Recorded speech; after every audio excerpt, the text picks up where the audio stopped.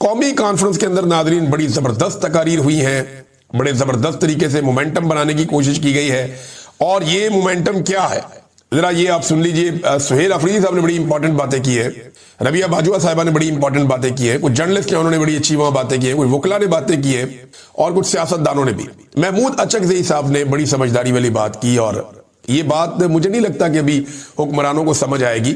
वो ताकत के नशे में डोनाल्ड ट्रंप के आशीर्वाद के साथ और इसराइल की खुशनुदी हासिल कर रहे हैं, तो वो उनको भी ये बात समझ नहीं आएगी, लेकिन पाकिस्तानियों को ये बात जरूर समझ आनी चाहिए।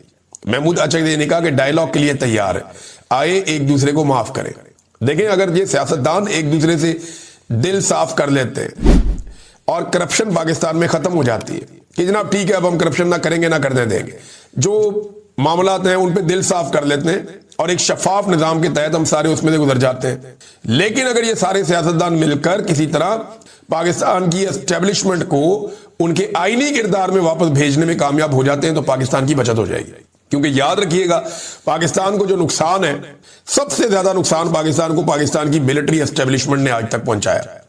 उनके घटिया और गलत फैसलों ने पाकिस्तान को आज तक सबसे ज्यादा नुकसान पहुंचाया है।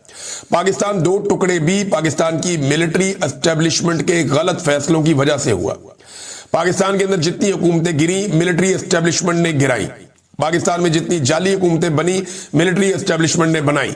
पाकिस्तान जितनी जंगों में गया, मिलिट्री एस्टेब्लिशमेंट की वजह से गया। पाकिस्तान के अंदर जो मनशियात का और जो असलहे का, क्लाशनकोफ का जो कल्चर लेकर आया, वो मिलिट्री एस्टेब्लिशमेंट के जरिए आया। पाकिस्तान में दहशतगर्दी जो बनी, वो मिलिट्री एस्टेब्लिशमेंट की वजह से बनी।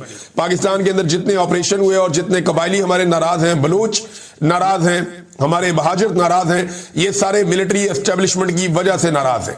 आज भी रजीम चेंज ऑपरेशन के बाद पाकिस्तान की फोर्सेज और पाकिस्तान की आवाम के बीच में जो एक गैप, एक खला पैदा हो गया है, वो भी मिलिट्री एस्टेब्लिशमेंट की पॉलिसीज की वजह से हुआ है। तो पाकिस्तान को अगर मैं गिनना शुरू करूं तो 4 वीलॉग इस पे कर सकता हूं कि पाकिस्तान की मिलिट्री एस्टेब्लिशमेंट ने कितना नुकसान पहुंचाया। सियासतदान तो बेचारे वो करप्शन वर्प्शन कर देते हैं, इधर हाथ मार दिया उधर हाथ मार दिया, लेकिन सियासतदानों की हरकतों से मुल्क का नुकसान नहीं होता। बहुत बड़े पैमाने पे करप्शन सारी दुनिया में होती है, इंडिया में भी होती है, बाकी मुल्कों में भी होती है, लेकिन इसके बावजूद वो मुल्क आगे बढ़ रहे हैं, ऊपर की तरफ जा रहे हैं। लेकिन जो बड़े बड़े ब्लंडर्स होते हैं ना, वो सियासतदान नहीं कर रहे पाकिस्तान में, वो पाकिस्तान की मिलिट्री एस्टेब्लिशमेंट कर रही है। एटम बम सियासतदानों ने बनाया, मिलिट्री एस्टेब्लिशमेंट के हाथ में छोड़ते तो शायद एटम बम बनता ही ना शायद। तो ये पाकिस्तान के सियासतदानों को मिलकर एस्टेब्लिशमेंट को रोकना पड़ेगा और एक दूसरे को बर्दाश्त करना पड़ेगा, वरना एस्टेब्लिशमेंट वो कर देगी कि सबकी बर्दाश्त से बाहर हो जाएगा। ये अचकज़ई साहब ने बड़ी समझदारी वाली बातें की हैं और उन्होंने कहा जी कि शुरुआत करते हैं, मिलकर बैठे और आप अपनी इस्लाह करें, हम अपनी इस्लाह करते हैं, आगे बढ़ते हैं। अचकज़ई साहब ने बड़ी अच्छी बात की है, लेकिन इस वक्त हुक्मरानों को ये बात समझ नहीं आएगी क्योंकि वो बूटों के तस्मों के साथ लटके हुए हैं और उनके गले में फंदा बना हुआ है तस्मों के साथ, और वो बेचारे इसी निजाम में अपना सर्वाइवल ढूंढ रहे हैं। अब नाज़रीन, सुहेल अफरीदी साहब के स्टेटमेंट आप देखिए। उन्होंने कहा ये प्रेस कॉन्फ्रेंस करने भी आ जाते हैं, डीजी ISPR की तरफ उनका इशारा, और कहते हैं कि Imran Khan national security risk है। और बेवकूफो, Imran Khan national security risk नहीं बल्कि आपकी नेशनल सिक्योरिटी की जमानत है। आप एक रिजीम चेंज ऑपरेशन के बाद अपना ग्राफ देखें और इस लीडर के लिए लोगों की मोहब्बत देखें। 8 फरवरी का रिजल्ट आपने बदलकर किसी और के खाते में डाल दिया, मगर पता तो है ना आपको कि आप लोगों ने क्या किया। जरा वो रिजल्ट देखें कि लोगों की पल्स क्या कहती है। लोगों की पल्स जो कहती है वो सबको पता है। खैबर पख्तूनख्वा में दहशतगर्दी लाई गई है, हम इनको रोकते रहे। ये दहशतगर्दी के बारे में बड़ा इंपॉर्टेंट स्टेटमेंट है सुहेल अफरीदी का, हम रोकते रहे, हम ये कहते रहे। मुराद सईद ने बहुत कहा, इमरान खान ने कहा, बाकी सब ने कहा। मैंने इसके ऊपर इतने सारे वीलॉग किए 2022 में कि रुक जाओ भाई, क्यों दहशतगर्दों को लेकर आ रहे हो। हम रोकते रहे और बताते रहे कि आपके बंद कमरों के फैसले खैबर पख्तूनख्वा की आवाम को भुगतने पड़ेंगे। उन्होंने कहा कि आप झूठ बोल रहे हैं, आज ऑपरेशन की तैयारियां कर रहे हैं, या तो ये पहले गलत थे या आज गलत है। यानी आप खुद लेकर आए दहशतगर्दों को, हम आपको मना करते रहे, लेकिन अब सूरत हाल आपके सामने।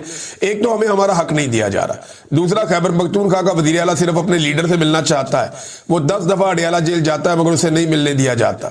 वो बाहर सड़क पे पूरी रात गुजारता है। ये कहां की इंसानियत है, कहां की जमहूरियत है, ये कहां की सियासत है। सुहेल अफरीदी साहब ने यह भी सवाल उठाया। फिर उन्होंने बताया कि हमने खैबर पख्तूनख्वा में एक अमन जिरगा बुलाया था, جس میں تمام سیاسی اور مذہبی اور دیگر مکاتب فکر کے لوگ شریک ہوئے تھے اور ایک 15 نکاتی ایجنڈے پر ہمارا اتفاق ہو گیا، لیکن پی ٹی ایم کے 2 بندے وہاں سے نکلے، انہیں اغوا کر لیا گیا، اور یہ میرے پاس اس کی کوریج کے بہت سارے پیجز موجود ہیں۔ اقوام متحدہ نے جب آواز اٹھائی عمران خان صاحب پہ تشدد کے حوالے سے، تو لگاتار عالمی میڈیا اس کو رپورٹ کر رہا ہے۔ یہاں پہ چند مثالیں میں آپ کے سامنے رکھتا ہوں۔ گلف ٹوڈے، یہ عرب ممالک کا ایک بڑا تگڑا جریدہ، اس نے لکھا ہے، ورلڈ نیوز نے لکھا ہے اس کے بارے میں۔ پھر اس کے علاوہ یہ دیگر کچھ اور پلیٹ فارمز ہیں جو لگاتار لکھ رہے ہیں اس بارے میں کہ عمران خان صاحب کو قید تنہائی میں رکھے۔ دا اکنامک ٹائمز نے بھی لکھا ہے اس کے بارے میں کہ عمران خان صاحب کو جو قید تنہائی میں رکھا گیا ہے یہ ایک تشدد ہے، اور لگاتار عمران خان صاحب کے اوپر یہ تشدد کیا جا رہا ہے۔ اقوام متحدہ نے اس بات کی ڈیمانڈ کی ہے کہ عمران خان صاحب پہ اس قسم کا جو تشدد ہے یہ بند کیا جائے۔ خبر یہ ہے کہ United nation expert calls for an end to Imran Khan's solitary confinement in human detention conditions۔ یہ جناب اب مطالبات ہیں، دنیا بھر کے اخبارات میں چھپ رہے ہیں۔ عمران خان ہوگا تو خبر عالمی سطح پہ جائے گی اور عالمی سطح پہ احتجاج بھی ہوگا۔ پچھلے ویلاگ میں آپ کو میں نے چند مثالیں دی تھی، اس ویلاگ میں بھی آپ کو میں بتا دیتا ہوں۔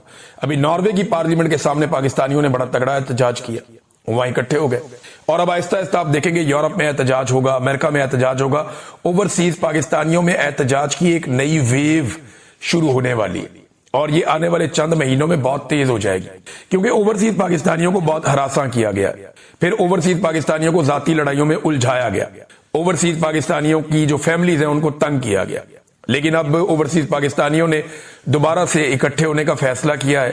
ڈیفرنٹ پلیٹ فارمز کے ذریعے وہ اکٹھے ہو رہے ہیں، ایک دوسرے کا ہاتھ تھام رہے ہیں، اور الگ الگ پلیٹ فارمز کے اوپر وہ آواز بلند کریں گے پاکستان میں ہونے والی انسانی حقوق کی خلاف ورزیوں پہ، اور پوری دنیا کے اندر آپ بہت سارے احتجاج، بہت سارے پروگرام، بہت ساری چیزیں آپ آنے والے دنوں میں دیکھیں گے، اور اس کو انشاءاللہ ہم سب مل کر یقینی بھی بنائیں گے۔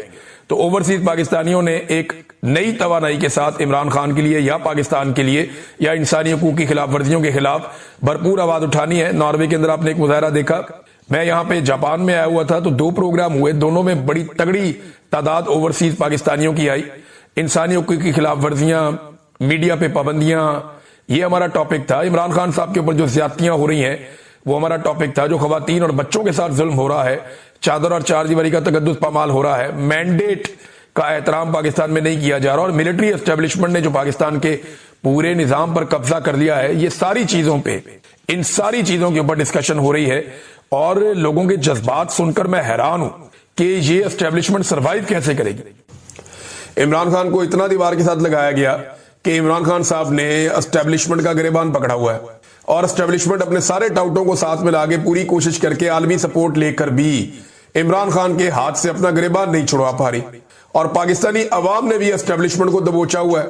اب کبھی وہ آئینی ترمیم کرتے ہیں، کبھی وہ کچھ اور کرتے ہیں، کبھی خون بہا دیتے ہیں، لوگوں کا قتل عام کرتے ہیں، چادر اور 4 دیواری کا تقدس پامال کرتے ہیں، لیڈر کو جیل میں ڈال کر 2.25 سال تک نہ اس کی تصویر باہر آنے دی، نہ اس کی ویڈیو نہ آڈیو باہر آنے دی۔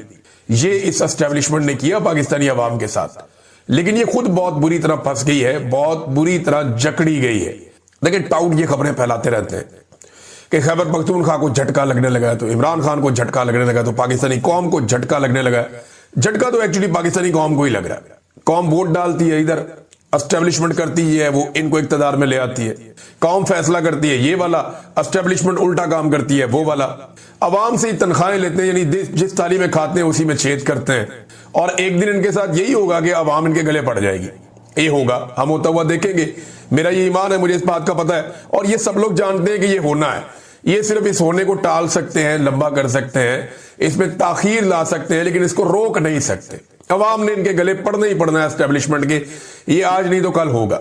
عوام نے جو پہلی وارننگ جاری کی ہے اور اسٹیبلشمنٹ کے ماتھے کے اوپر عوام نے لکھ دیا ہے پکی سیاہی کے ساتھ شکست، تو یہ عوام کی جانب سے پہلی وارننگ تھی۔